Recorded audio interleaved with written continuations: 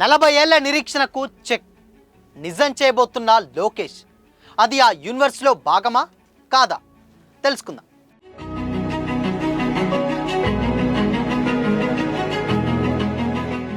Hi hello, welcome to Disha TV.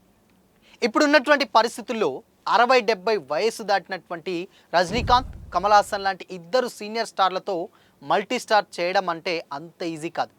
అసలు తక్కువ ఏజ్లో ఉన్నటువంటి ఇప్పటి హీరోలను కలపడమే కష్టంగా ఉన్నటువంటి సిచ్యువేషన్స్లో ఇప్పుడున్నటువంటి డైరెక్టర్లు అందుకే ఇలాంటి కాంబోల గురించి అసలు ఆలోచించడమే మానేశారు.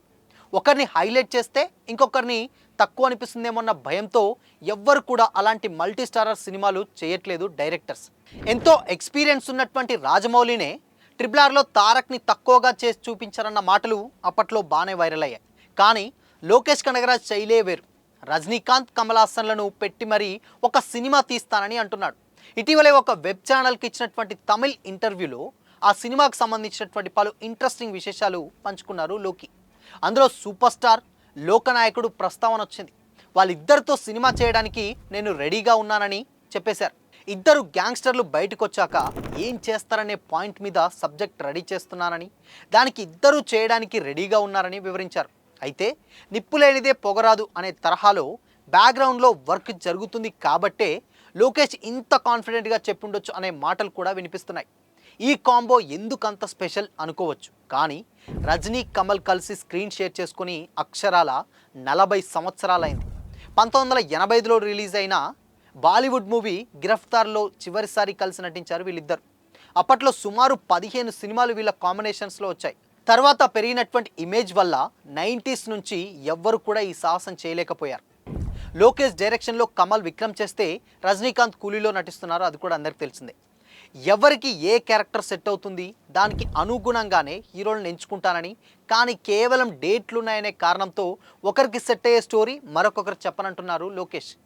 ఖైదీ 2 త్వరలోనే మొదలు పెట్టబోతున్న లోకేష్ కనకరాజ్ ఆ తర్వాత రోలెక్స్, విక్రమ్ 2, లియో 2లను లైన్లో పెట్టారు. వీటిలో రోలెక్స్ స్టాండ్ అలోన్ మూవీగా విడిగా వస్తుందట. సినిమాటిక్ యూనివర్స్లో అవసరాన్ని బట్టి కలపడమా లేకపోతే వేరు చేయడమా చేస్తానని చెప్తున్నారు. అయితే లోకేష్కి మాస్టర్ 2 తీయాలని కోరికగా ఉందట. కాకపోతే విజయ్ రాజకీయాల్లో బిజీ అయిపోయారు కాబట్టి ఆ ఛాన్స్ లేనట్టే. మరి దాని తర్వాత ప్రభాస్తో ఒక సినిమా అన్నారు. అది లోకి సినిమాటిక్ యూనివర్స్లో భాగమా లేక అది సపరేట్గా అనేది చూడాలి. మరి ఏదేమైనా ఇద్దరు లెజెండ్లు ఒకేసారి స్క్రీన్లో కనిపిస్తే మాత్రం అటు తమిళ్తో పాటు తెలుగు ప్రేక్షకులు కూడా ఫుల్ ఖుషి అవుతారనడంలో ఎలాంటి డౌట్ లేదని చెప్పాలి. మరి ఈ కాంబినేషన్ ఎలా ఉండబోతుందో ఇప్పటికీ ఎవరికీ తెలీదు. బట్ గ్యాంగ్స్టర్స్ అంటే డెఫినెట్గా వాళ్ళ తగ్గట్టు ఎలివేషన్స్ అండ్ అదేవిధంగా వాళ్ళ క్యారెక్టరేషన్స్ చాలా కాన్ఫిడెంట్గా అండ్ స్పెషల్గా డిజైన్ చేస్తారు లోకేష్. సో మరి ఇద్దరు కూడా స్టార్ హీరోస్ అండ్ అది కూడా ఒక ఫ్యాన్ బాయ్ మూవీ తీస్తే ఎలా ఉంటుందో ఇప్పటికే చాలా డైరెక్టర్స్ కూడా రుజువు చేయించారు. సేమ్ టైం విక్రమ్ కూడా కమల్ హాసన్ గారికి ఫ్యాన్ బాయ్గా వచ్చి తీశానని కూడా చాలా కాన్ఫిడెంట్గా ఒక ఇండస్ట్రీ హిట్గా నిలిచింది విక్రమ్. దాని తర్వాత ఇప్పుడు కూలీ కూడా రాబోతుంది. సేమ్ టైం ఇటు విక్రమ్ 2 ఇటు కూలీ 2 కాంబినేషన్స్లో ఆయన రాసుకునే టైంనే ఈ స్టోరీ ఒకటి బయటకు వచ్చిందని కూడా వార్తలు వస్తున్నాయి. ఇంత కాన్ఫిడెంట్గా చెప్పారంటే డెఫినెట్గా పోస్ట్ ప్రొడక్షన్స్ వర్క్ బ్యాక్గ్రౌండ్లో ఏదో జరుగుతున్నాయి.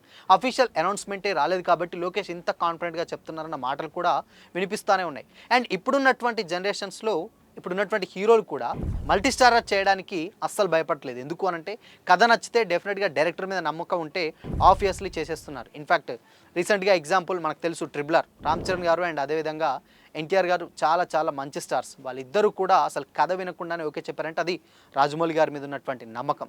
సో ఇక్కడ కూడా ఎంతో కొంత కాన్ఫిడెంట్ డైరెక్టర్ లేదే మనదాకా రారని కూడా అటు రజనీకాంత్ గారు ఇటు కమల్ హాసన్ ఇద్దరు కూడా వీళ్ళ కాంబినేషన్లో సినిమాకు చాలా ప్లస్ అవుతుందనే కూడా అందరూ ఆడియన్స్ భావిస్తున్నారు. సో మరి ఈ కాంబినేషన్ గురించి మీరేమనుకుంటున్నారు? కామెంట్ చేయండి.